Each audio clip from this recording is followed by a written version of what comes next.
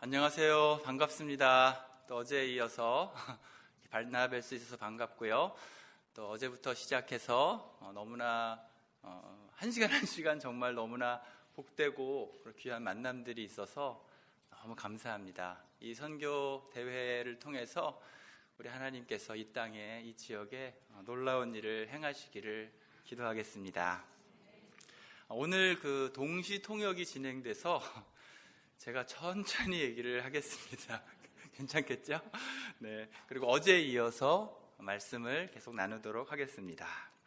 어저께 선교 환경의 변화를 먼저 나누었어요. 우리가 그동안 400년 동안 미돈조 정적을 향해서 하나님께서 강력하게 일하셔서 정말 많은 민족들이 복음을 듣게 되는 놀라운 일들을 하나님이 이루어 오셨습니다. 그러나 그와 동시에 우리 모든 인류는 지금 한 번도 접해보지 못한 또 새로운 선교적 환경을 접하고 있습니다. 그것은 바로 이 비즈니스라고 하는 무서운 제국의 출현이라고 어제 함께 나누었습니다. 모든 민족들을 도시로 불러들이고 다문화 환경 속에서 다민족 상황 속에서 우리의 삶을, 그래서 여러분 옛날에는 멀리 가야만 만날 수 있었던 그 다양한 문화권 사람들이 우리 직장과 주거지역과 학교에, 아마 우리 아이들도 학교에 얼마나 다양한 민족들이 옆에서 함께 공부하고 있는지 다 우리가 느끼는 바입니다.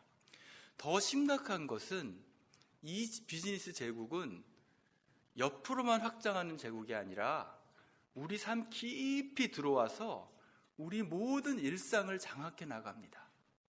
그래서 어저께 우리 신앙 자체가 주변화되는, 신앙이 점점 나의 삶과 상관없어지는, 주말의 종교생활로 변해가는 그런 지금 시대 속에 우리가 살고 있고요. 모든 관계들을 물질적인 교환 관계로 바꿔가고 있고 소비를 추구하며 살도록 우리의 모든 라이프 스타일을 바꿔가는 그런 제국이라고 했습니다. 다시 우리의 믿음의 선배들이 걸어갔던 그 선교적인 순종, 그것은 열심만을 의미하는 것이 아니라 하나님이 이 시대 가운데 새로운 일을 행하실 때 우리가 익숙했던 것을 내려놓고 좀 불편하지만 그 하나님의 새로운 선교의 문을 향해 나아가는 그런 순종이 요구되는 그런 시대를 우리가 살고 있습니다. 이 시대에서 하나님께서 우리에게 부르시는 그 순종의 요구는 무엇인지, 감사하게도 우리가 읽고 있는 신약 성경의 시대가 지금 시대와 너무나 비슷하다고 말씀드렸습니다. 또 그때가 로마라는 강력한 제국 속에서 우리 초대교회 성도들이 로마 제국을 선교했던 그 상황과 너무나 비슷하고, 오늘 그래서 그 로마 제국 시대에 초대교회가 순종했던 그 선교적 순종을 4가지로 정리해서 나누었습니다. 자, 그것을 어제 첫 번째로 디아스포라, 흩어진 성도들이라고 얘기했어요. 그것이 노예가 자리가 되었건 상전의 자리가 되었건 남자가 되었건 여자가 되었건 로마의 모든 도시에 흩어져 살아가는 그 모든 사람들을 주님이 선교의 주체로 불러셨습니다. 로마 제국의 선교는 흩어진 성도들이 그들의 삶의 자리에서 이루어진 선교였고, 그것은 오늘날 우리에게 주님이 질문해 오십니다.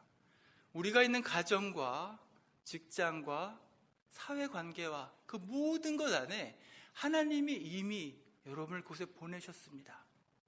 여러분 그 직장에 아무나 갈 수 있는 게 아니에요. 여러분이 지금 살고 있는 그 주거지역에 아무나 살 수 있는 게 아닙니다.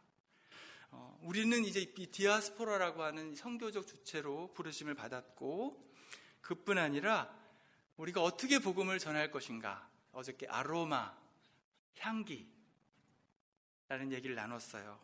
아로마는 우리가 복음을 선포할 때 단순히 말로 선포되는 복음이 아니라 하나님의 나라를 구하고 그 하나님의 나라로 충만하게 살아가는 그 총체적인 복음 선포라고 말씀드렸습니다. 즉, 이 어두운 세상 가운데서도 제자의 삶을 살아가는 라이프 스타일로 복음은 증거된다고 어저께 말씀드렸고요. 오늘 이어서 나머지 두 개를 나누겠습니다. 세 번째로 선교적인 코드 세 번째는 아고라, 마켓플레이스, 시장이라는 뜻입니다.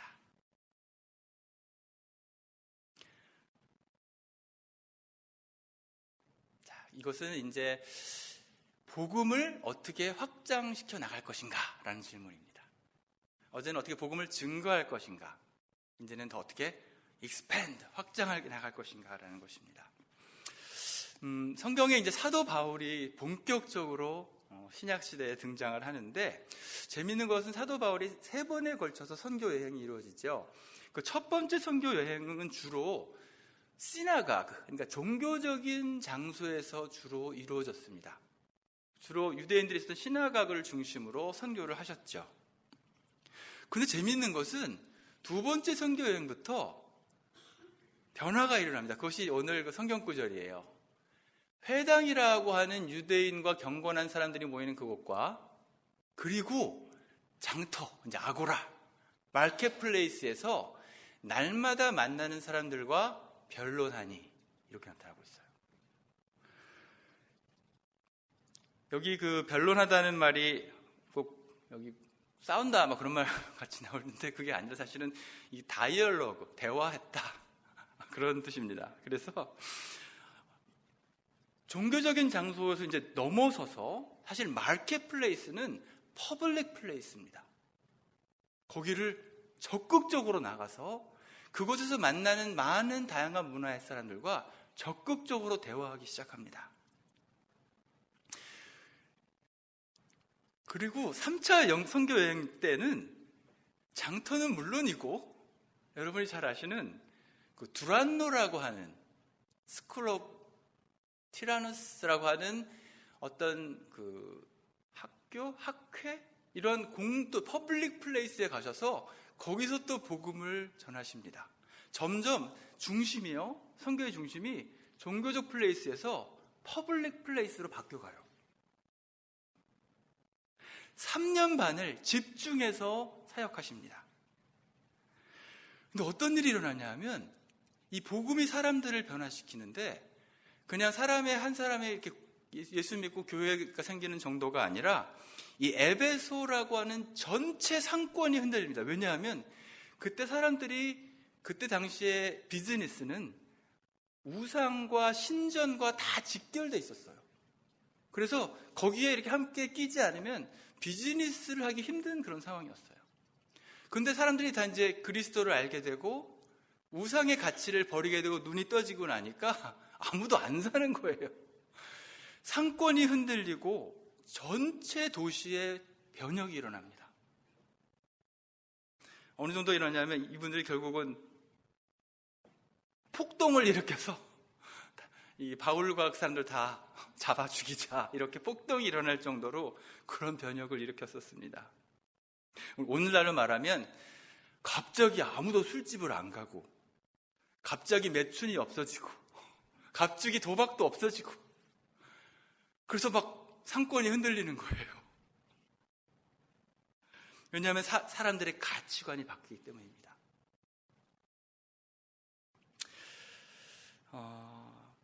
자, 이제 어떤 우리에게 도전이 되냐면, 우리가 어쩌면 그동안에 종교적인 영역에, 교회에, 프라이빗한 영역에 머물렀던 우리의 삶을 공공의 퍼블릭한 영역에서 우리가 제자의 삶을 살 뿐 아니라 적극적으로 나가서 거기서 우리가 만나는 사람들과 다이얼로그, 대화하는 거예요.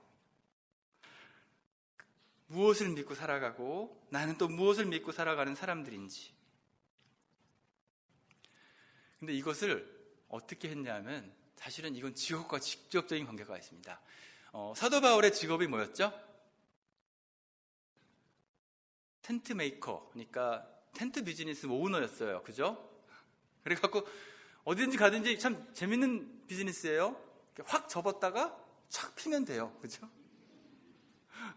또 도시 가서 확 접었다가 촥 피고, 참 아주 선교하기 딱 좋은 그런 직업을 가지셨어요.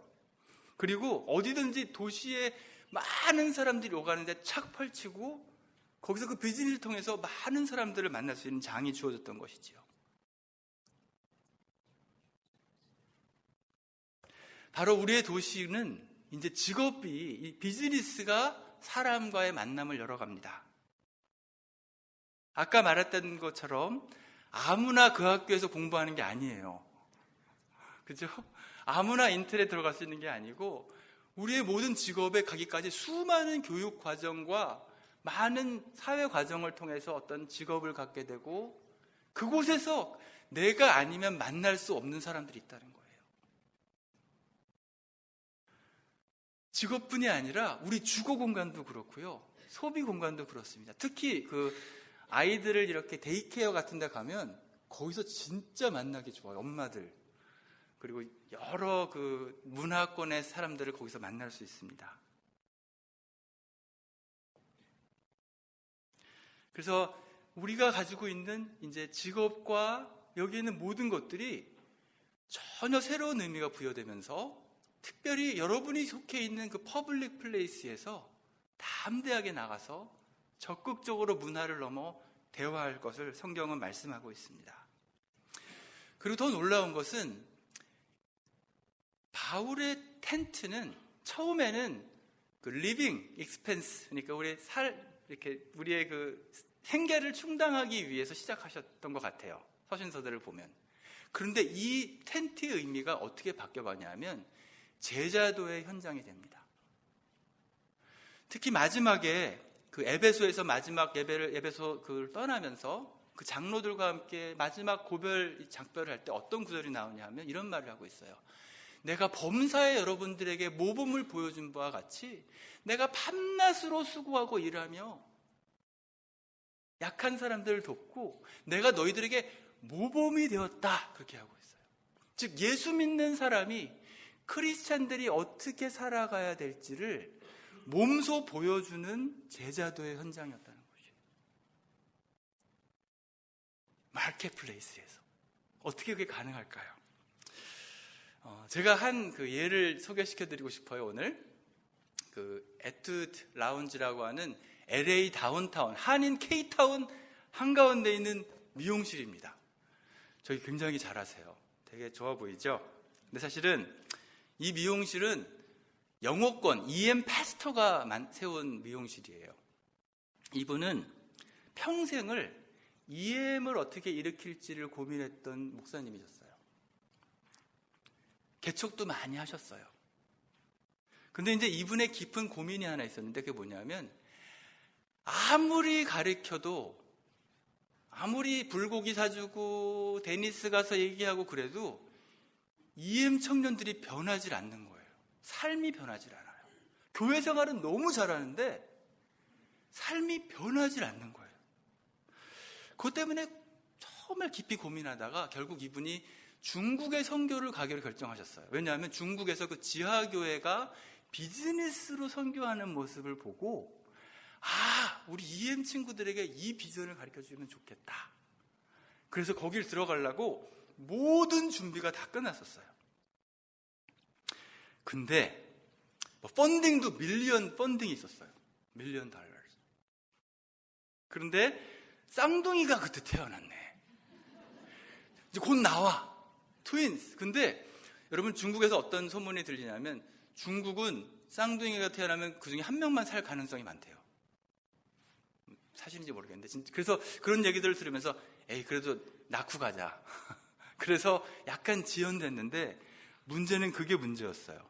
막상 가려고 중국에 들어가려고 준비를 하려고 갔는데 자기에게 맡겨진 자금이 사기를 당했어요. 그래서 가보니까 다 날아가고 그래도 미안하다 그러고 중국에 들어가려고 김포공항에 있었는데 그날 밤에 하나님이 말씀하셨어요. 뭐라고 그러시냐면 You are responsible. You took the money. 너에게 책임이 있다는 거였어요. 그때 모든 걸 접고 다시 돌아오기로 결정합니다. 애들 학교까지 다 준비해놨었는데 그리고 돌아간 곳 다 가보니까 저 미용실 터만 딱 남은 거였어요. 9,000 스퀘어 핏. 엄청난 미용실에 한 번도 미용실 해본 적이 없어요. 그리고 4명의 미용사가 한국에서 온 지 딱 2주 된 미용사 4명. That's it. 이제 그런 상황 속에 들어가게 됩니다. 얼마나 황당했겠어요. 처음에는 절망과 분노와 하나님 이게 뭡니까? 진짜 눈물과 자살까지 생각하고 그런 눈물의 밤을 새우고 있는데 이제 어느 날 정말 기도하고 그 기도하는 중에 하나님께서 말씀을 주신 것이 바로 여러분에게 제가 말씀드린 종들아 모든 일에 everything 죽게 하듯 하라. 그 말씀을 주시는 거예요. 그러면서 everything? Does it include 미용실? 이렇게 된 거예요. 그리고면서 죽도록 충성하라. 오케이. 그래서 한번 해보자. 그리고 내가 목사인데 내가 뭘 잘하지? 그랬더니 자기가 제일 잘하는 게 청소들이에요. 그래서 새벽 5시부터 9 스퀘어 핏 저기를 거울같이 닦기 시작했어요. 그리고 이 4명 너무 서로 한국말을 여러분 사실은 이 4분의 그 미용사들이 그냥 까칠하세요. 그래가지고 굉장히 이렇게 릴레이트하기 힘들고 서로 너무 싫어하고 미워하고 이분은 영어권이세요. 한국말 잘 못하세요. 그러니까 그렇게 힘들고 그런데 이분이 거기서 뭘 깨달았냐 하면 자기는 K타운이 선교지라는 사실을 한 번도 생각해 본 적이 없었다는 거예요. 거기 갔더니 예수님을 한 번도 들어보지 못하고 쌍욕을 하며 주위에 100% 넌크리스찬이 존재하는 곳이 있다는 사실을 몰랐다는 거예요. K타운에 그런 한인들이 있다는 사실을 알게 됐어요. 그러면서 이제 이 사람이 고민을 하기 시작하는데 이제 이 가게를 대체 어떻게 운영해야 되나. 물론 자기가 잘하는 것이 뭐냐면 맨날 고기 사주고 상담해주고 그렇게 해서 했겠죠. 근데 이제 멋있는 말이 이런 말을 해요. 이분이 다시 성경을 읽기 시작했다 그래요. 목사인데. 근데 뭐라고 했냐면 이제는 설교하기 위해서 성경을 읽는 것이 아니라 내가 어떻게 이 사람들과 함께 살지를 피겨아웃 하기 위해서 성경을 다시 읽기 시작했다고 그래요. 그런데 성경 안에 경영에 대한 그런 탁월한 지혜가 있는지 자기도 몰랐다고 그러더라고요. 그러면서 이 사람은 이제 이 종업원들과 대화를 하기 시작해요. 내가 페이할게. 제발 매일 아침 1시간 동안 대화 좀 하자. 그래갖고 고객을 어떻게 대해야 되며 일이 무엇인지 이게 정말 생계를 위한 수단인지 어떻게 서로를 대해야 되는지 어떻게 서로 나눠야 되는지 서로 대화하기 시작합니다. 그리고 경영 시스템을 만드는데 정말 일전 하나에 숨김없이 다 트랜스페어런트하게 그래서 사람들이 일하면서 내가 서로 섬길 때 얼마나 큰 베니핏이 돌아오는지를 서로 보기 시작해요. 그래서 이 미용실이요 종업원이 50명이 넘는 미용실이 됐어요. 50. 지금은 80 2호점이 생겼습니다. 그리고 LA에서 미국, 한국을 통틀어서 최고의 미용실이 됐어요. 그런데 그게 중요한 것이 아니라 0% 크리스찬이었는데 100% 크리스찬이 됐어요. 그 중에 어떤 분은 저 사람은 절대 예수 믿지 않을 그런 사람도 다 변했어요. 이 사람이 뭐라고 그러냐면 자기는 한 번도 전도한 적이 없었대요. 도대체 무슨 일이 일어난 걸까요?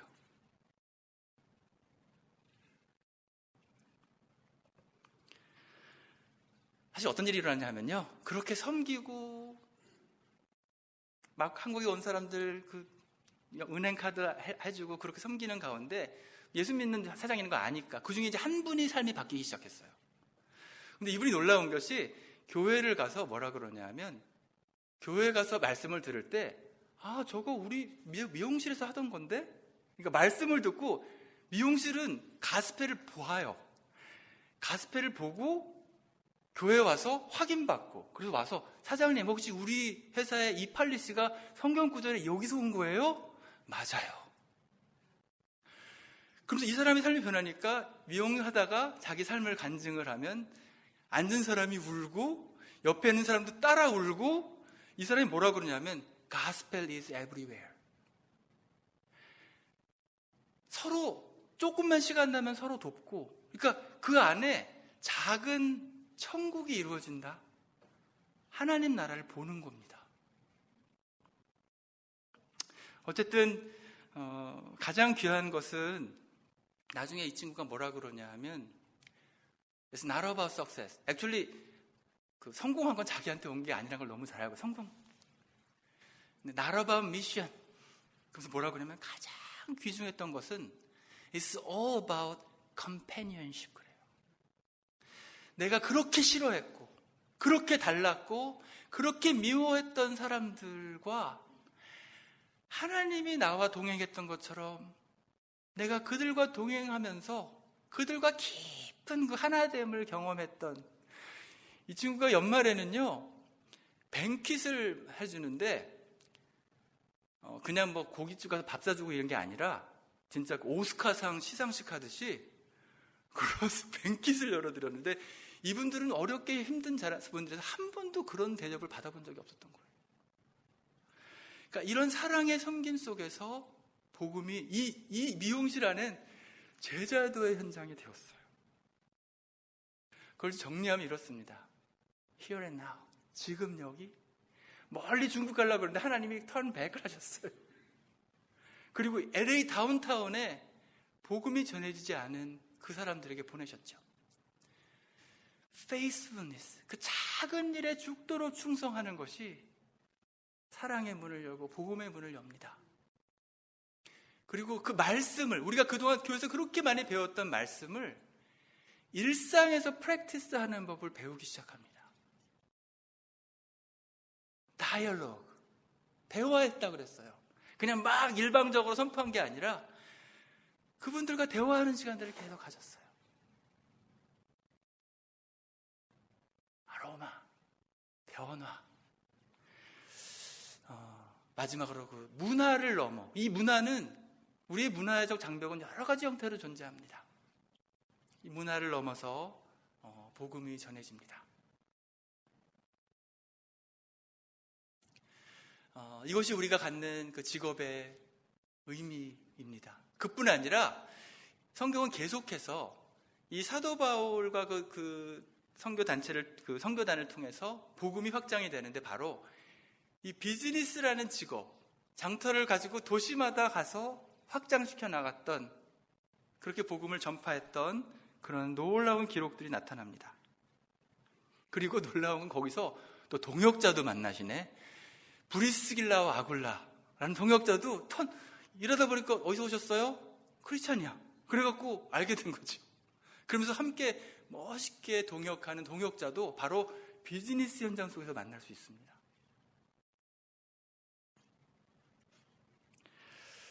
우리의 직업을 너무 소극적으로 생각하지 마시고 다시 한번 기회를 보세요. 그러면 우리의 직업들이 여러분과 연결해주는 새로운 기회들을 하나님이 열어주십니다. 로마 제국이 한편으로는 크리스찬들을 뿌리채 흔들었던 세속주의 제국이었지만, 다른 한편으로는 선교의 문을 확 열었어요. 도로망을 열고 문화적 장벽을 다 없애고 언어를 통일하면서 복음이 땅끝까지 퍼질 수 있는 길을 마련하는 것이 동시에 로마 제국이었던 것처럼, 오늘날 비즈니스는 우리에게 지금까지 알지 못했던 새로운 선교의 길들을 지금도 열고 계시고, 전에 만나지 못한 사람들을 지금 만나게 하십니다. 그리고 여러분들이 갖고 있는 그 전문 지식과 하나님의 직업 가운데 주신 그 모든 것들은 선교를 위한 귀한 밑거름이 되게 될 수 있습니다. 어제 제가 도표를 그려드렸는데, 왜 이렇게 종교적 영역은 점점 줄어들고 일상 영역이 이제 선교지나 여기나 이렇게 올라가는 모습을 보여드렸던 거 기억나십니까? 자, 이제 우리가 해야 될 일은 이 종교의 담장을 넘어서 일상의 영역으로 복음을 증거하는 것입니다. Public place. 그리고 이 일상이 선교의 문을 엽니다. 이곳에서뿐 아니라 선교적 우리가 문화가 다른 지역과 사람들로 넘어갈 수 있는 통로를 열어주고 그것으로 다시 우리는 교회를 세워나갈 수 있는 것입니다. 사실 이것을 비즈니스 애저 미션이라고 그래요. 비즈니스라고 하는 일사영역에서 제자로 살고 그것을 열방 가운데 복음을 전파하는 일로 살아가는 것. 비즈니스 애저 미션이라고 하죠. 지난 6월 달에 여기가 파키스탄 라호르였어요. 저 안에 저도 있고요. 그 라호르라고 하는 파키스탄의 가장 가난한 지역에 핍박받고 가장 천하게 살고 있는 크리스찬 형제들을 위해서 비즈니스 창업 학교를 했어요. 100명이 넘는 뽑고 뽑은 형제들이 모여서 너무 귀한 시간을 가졌는데 저 때 교수도 가고 사업가도 가고 토론토에서 그 웅진 그 정수기 하시는 분도 오시고 학생도 오고 월드뱅크에서 일하는 직장인도 왔어요. 우리에게는 작은 지식 같지만 그것이 저분들에게는 굉장히 유용한 지식이 됐고 너무나 귀한 시간을 가졌습니다. 그 가난에 찌들린 공동체가 새로운 희망을 얻게 되는 비즈니스를 통해서 그런 연결들이 일어나고요. 크리스천 리소스 네트워크. 여러분 이쁘죠? 이게 누가 한 거냐면 저희 워싱턴 DC에 있는 한 컴퓨터 그래픽 회사에 다니는 자매가 한 로고 디자인인데요. 그 왼쪽에 있는 것은 타일랜드의 선교사님이 시작하는 커피숍 그 선교 창업을 DC에서 지원해줬습니다. 오른쪽에 있는 것은 알바니아에서 양계장을 시작하시는 선교사님을 위해서 그 자매가 도안한 것입니다. 여러분 컴퓨터 그래픽 그 스킬이 이제는 비즈니스를 통해서 우리가 여기 어카운팅 하시는 분들 선교적으로 연결될 수가 있습니다. 마이크로 파이낸싱. 저게 사실은 굉장히 저게 하나하나가 선교지에서 일어나는 귀한 프로젝트들이에요.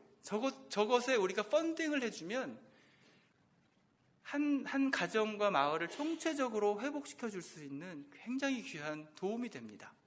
여기서 여러분 이 스위치만 누르시면 그게 가는데 저게 도네이션과 달라요. 여러분 도네이션은 그냥 없어지죠. 저기는 원금이 돌아옵니다. 97%가 돌아와요. 다시 누군가를 또 쓰입니다. 돈뿐이 아니라 아이디어스라고 하는 그런 기관, 예를 들면 저기는 여러분의 전문인들을 세상에 또 보내서 연결시킵니다. 교수, 선생, 사무직, 사진가, 포토그래퍼, 건축가, 창업자, 간호원 다 연결될 수 있습니다.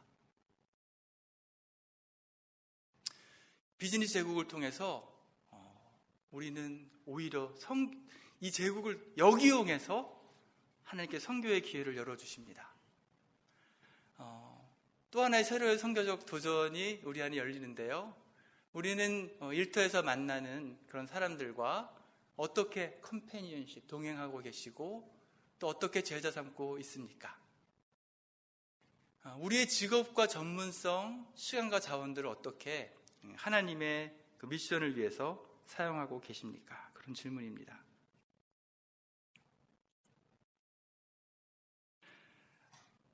사실은 이게 반드시 또 전문적일 필요도 없어요. 여러분 그 뉴저지에 있는 어떤 자매는 그 아파트촌이 있는데 거기 아무나 사나. 여러분 이제 이 자매는 거기 그 아이들을 통해서 연결되는 그 엄마들을 통해서 너무나 전도 잘하고 함께 대화하면서 선교하는 자매도 있고요. 또 시리아의 터키에 선교 나갔던 어떤 사모님은 자기는 남편 따라갔다가 이렇게 나는 뭐 하나 낭망하고 있었는데 역시 그 비즈니스, 즉 아이들 맡기는 그곳에서 무슬림 여자들을 만나는 거예요. 그리고 아이들 때문에 너무나 쉽게 친구가 되고 그래서 나중에 남편보다 더 선교를 잘하는 그런 선교사님의 이야기도 있습니다. 하나님께 놀라운 길들을 열고 계십니다. 자, 마지막으로 마지막 코드는 교회 공동체 에클레시아라는 코드입니다. 즉 이 새로운 선교적 순종을 하기 위해서 제국 속에서 교회는 대체 어떤 일을 해야 될까요? 교회의 의미는 무엇일까요? 예수님께서 그 베드로의 신앙 고백 위에 이렇게 말씀하십니다. 내가 너에게 이르노니 너는 베드로라 그러시면서 이 신앙 고백의 반석 위에 내 교회 에클레시아를 세우겠다 그러세요. 그런데 뭐라고 하냐면 음부의 권세가 게이츠 오브 헬이 오버컴하지 못할 것이다. 그리고 천국의 열쇠를 줄 것이다라고 약속하세요. 사실은 이것은 굉장한 의미가 있어요. 왜냐하면 앞으로 이 예수님이 세우실 에클레시아는 그냥 우리가 예배하는 그런 공동체이기도 하지만 사실은 이제부터 이 땅을 뒤덮고 있는 어둠의 세력과의 그 싸움 속에 들어갑니다. 초대교회는 원컨 원치 않던 간에 이 이후로 300년 동안 전체 로마 제국과 싸워야 했어요.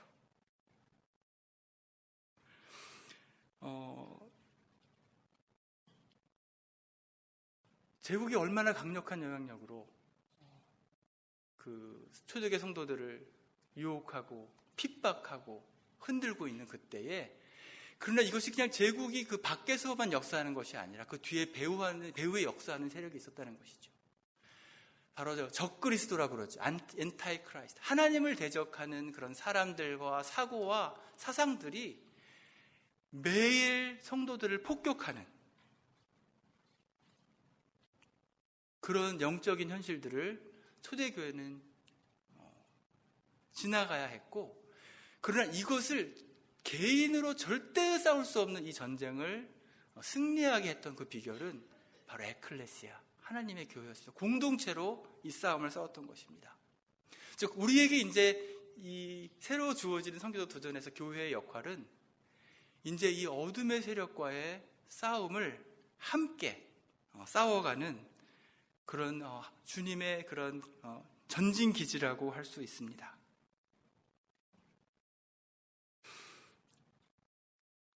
왜냐하면 우리가 보통 일상에서 전하는 사고 팔고 먹고 내가 뭘 보고 이런 우연히 벌어지는 일 같지만 이것이 사실은 이 뒤에 일어나는 굉장히 우주적인 싸움이라는 것이에요.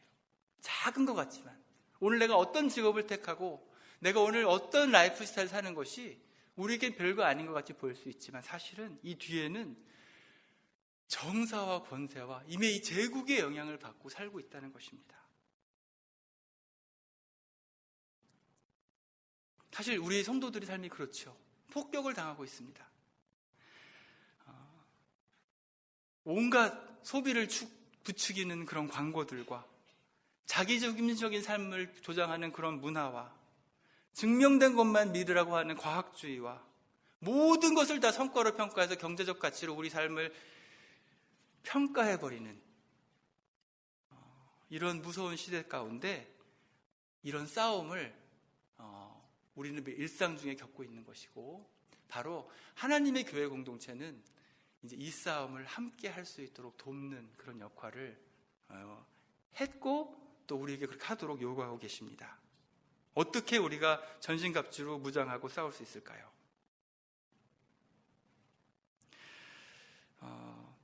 사실 그동안 여러 가지 좋은 프로그램으로 교인들을 훈련시켜 왔지만 사실은 우리가 일상 속에서 성도들이 바른 싸움을 싸우고 이 세대를 분별하고 함께 이 일들을 싸워 나갈 수 있는 그런 훈련들을 이제 교회들이 감당해야 될 책임이 있다고 생각합니다. 그리고 정말 초대교회에 있었던 그 세상과의 그 팽팽한 긴장관계, 지금 교회사에는 없어진 것 같아요. 오히려 빨리 문 밖에 나가서 세상으로 확 나가고 싶은 빨리 예배 끝나고 이제 가서 점심도 뭐 먹고 이렇게 쫙 정말 무분별하게 수용하고 동화돼 가는 이런 곳에서 정말 함께 깨워서 하나님의 백성으로 살도록 훈련하는 모습, 그리고 정말 일상 속에서 예수님의 제자에 대한 삶을 살도록 격려하고 사람들을 세상으로 보내는 그런 새로운 공동체들을 주님은 우리에게 요구하고 계십니다. 교회에서 일어나는 그런 피상적인 나눔이 아니라 정말 내 삶에서 일어나는 그 영적인 전쟁들과 실패와 그 무너짐과 때로는 죽음을 맛보는, 아까 말한 그 미장원 사장님요, 그 이후에 몇 번의 죽음을 맛보셨어요. 배신당하시고 뭐라고 그러냐면 진짜 매일 죽는다고 그래요. 그런데 그 부활의 능력이 다시 나를 일으킨다, 그렇게 얘기를 하더라고요. 그 지긋지긋한 그곳에 지금은 이제 그분은 LA 그 어두움의 상권들과 깊은 싸움에 들어가셨어요. 그래서 매번 그 콜트에 가야 되고 그런 이제 일들을 벌이시면서도 계속 그 부활의 능력들을 맛볼 수 있었던 것은 교회 공동체의 능력입니다. 그런 교회 공동체를 어떻게 만들어갈 수 있을까? 그것이 우리의 부르심입니다. 초대교회 부흥 공동체는 이 놀라운 선교적인 부르심에 순종했고 놀라운 선교적인 변화를 이루어냈죠. 세상에 있지만 in the world, 세상에 속하지 않고 not of the world, 그러나 세상을 위한 사람들, for the world. 사람들이 당시 초대교회 사람들을 그 성도들을 이렇게 불렀다고 그래요. 자유로우며 free, 신비로우며 intriguing, 매력적인 사람들, attractive 했다고 그래요. 인류의 역사 가운데 남자와 여자를, 노예와 종을 동등한 사람으로 한 공동체로 모았던 최초의 공동체가 교회 공동체였습니다. 당시 로마 사람들이 보기에 도저히 가능하지 일들을 이루어냈던, 저렇게 살면 되겠구나, 소망이 되었던 그런 공동체의 모습을 우리도 이제 이 비즈니스 제국 가운데 우리 교회가 감당해야 될 모습이 아닌가 생각합니다. 이 로마 제국 속에서 하나님의 선교는 로마의 도시에 흩어져 있는 그 디아스포라 성도들의 삶의 현장에서 통합된 증인으로 살아감으로 성취되었습니다. 자, 그래서 오늘 다시 정리를 하면 디아스포라, 우리 각자의 부르심, 향기, 아로마, 시장, 아고라, 퍼블릭 플레이스, 에클레시아, 이렇게 정리를 했습니다. 말씀을 정리를 하면서 근데 놀라운 일은 그 첫날 나누었던 그 베드로가 보자기를 보는 사건이 일어나잖아요. 부정한 음식을 먹으라 했던 그것은, 그러고 나서 이 이방인들에게 선교를 했던 그 사람들은 베드로가 아니었어요. 사도 바울도 아니었고요, 바나바도 아니었어요. 이 이방인 선교의 그 코드를 이해하고 그거를 처음으로 시작한 사람은 구브로와 구레네에서 건너간 디아스포라였습니다. 안디오로 건너간 무명의 그리스도인들이었어요. 이분들이 가셔서 비로소 이방인들에게 복음을 전하는 일을 하셨어요. 구브로 어디죠? 지중해에 있는 한 섬이었어요. 구레네, 북아프리카에 있는 그 이민자들이 건너가서 이 사람들이 그냥 랜덤하게 복음을 전한 게 아니라요, 의도적으로 집단적으로 전했습니다. 그 얘기는 뭐냐면요, 이분들이 이방인을 향한 하나님의 선교의 마음을 이해했고 그걸 실천에 옮겼던 첫 사람들이었습니다. 나중에 바나바가 동참했고 나중에 바울이 동참했습니다. 이 일을 시작한 사람은 작은 공동체였어요. 성경에 이름도 나오지 않는. 저는 이제 오늘 이 말씀을 마치면서 그런 거 기대를 가지고 여기에 왔어요. 오늘 이 지역의 이 선교대회, 이 포틀랜드의 선교대회를 통해서 정말 이 새로운 선교의 코드를 열고 이 운동이 여기서부터 시작되어서 이제 이 제국 속에서 모든 성도들이 자신의 삶 속에서 선교의 사명을 감당하는 그런 일들이 일어나기를 소망합니다. 미돈도 종족 선교와 내 삶의 자리 선교, 처음에 이 포스터를 보고 저는 깜짝 놀랐습니다. 어떻게 이 두 가지가 함께 약간 좀 다른 것 같이 느껴지지 않으세요? 그러나 이 말씀을 보시면 그렇지 않습니다. 어제 우리 김성규 선생님께서 함께 나누셨던 말씀이에요. 이 천국 복음이 모든 민족에게 증거되기 위하여 온 세상에 전파되리니 그제야 끝이 오리라. 한국말로 이렇게 읽으시면 이게 어떻게 돌아가는지 잘 감이 안 오시는데, 영어나 헬라어를 보시면 순서가 되게 재밌습니다. 어떻게 됐냐면, 이 하나님 나라의 복음이, 여기 The Gospel of the Kingdom, 바실레아라는 말을 써요. 그 뭐냐면 주권의 복음입니다. 하나님 나라의 복음이 이렇게 시작하고 있어요.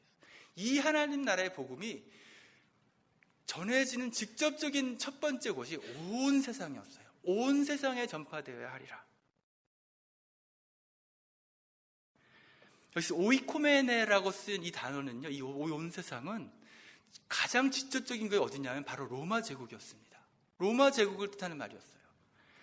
그리고 전체적으로는 이 땅에 사람들이 거하는 모든 땅, 모든 영역, 모든 지역을 의미합니다.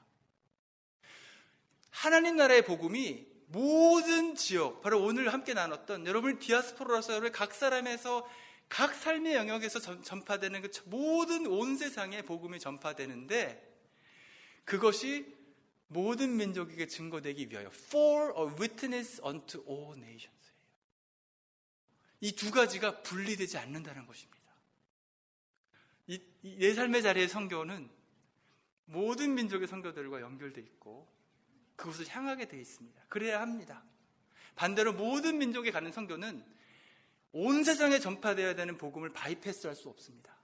두 가지는 긴밀하게 연결되어 있고 그때 세상이 오리라 말씀하십니다. 내 삶의 자리의 선교, 일상에서 모든 민족들에게, 이곳에서 땅끝까지. 감사합니다. 잠깐 제가 기도하고 마치도록 하겠습니다. 하나님, 은혜와 사랑에 감사를 드립니다. 소망하고 기도합니다. 그 어두운 로마 제국 속에서도 땅끝까지 이르러 모든 민족에게 복음을 전하고, 로마 제국이 하나님의 나라를 수용할 수밖에 없었던 그 선교적인 놀라운 사명을 이루어냈던 초대교 성도들처럼, 하나님 오늘 우리 삶에 펼쳐지고 있는 이 강력한 비즈니 제국 속에서 여러 가지 삶의 모습으로 여러 가지 지역에서 살아가고 계시는 여기는 한 분 한 분들을 축복해 주시어서 주님의 복음을 땅끝까지 전하는 그런 새로운 운동이 우리 삶의 자리에서 시작되는 그 놀라운 역사가 하나님 오늘부터 시작하여 이곳에 함께하여 주시기를 간절히 기도합니다. 하나님 한 분 한 분 마음속에 말씀해 주시고 이것이 개인으로 또 공동체로 주님께 드려지는 귀한 아름다운 선교적인 순종으로 연결되기를 간절히 소망하며 예수 그리스도의 이름으로 기도하였습니다. 아멘.